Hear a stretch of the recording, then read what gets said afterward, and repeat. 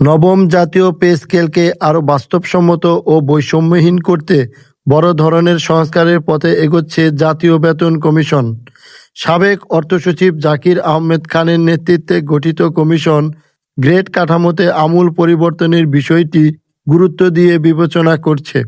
বর্তমান কমিশন জানায়, বর্তমান গ্রেড ব্যবস্থায় নিচের স্তরের কর্মচারীরা আর্থিকভাবে পিছিয়ে পড়ছেন।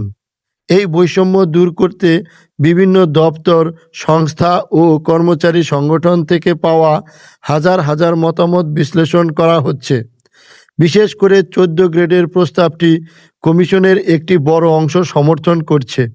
তাদের মতে এতে দীর্ঘদিনের বেতন বৈষম্য কমবে এবং একটি আধুনিক ও টেকসই বেতন কাঠামো তৈরি সম্ভব হবে।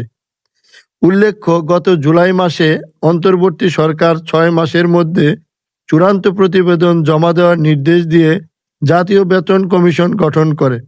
যদিও কর্মচারীদের পক্ষ থেকে 15 ডিসেম্বরের মধ্যে গেজেট প্রকাশের দাবি উঠেছিল, তবে কমিশন জানিয়েছে দ্রুততার চেয়ে সঠিক ও দীর্ঘমেয়াদী কার্যকর সমাধানই তাদের মূল লক্ষ্য।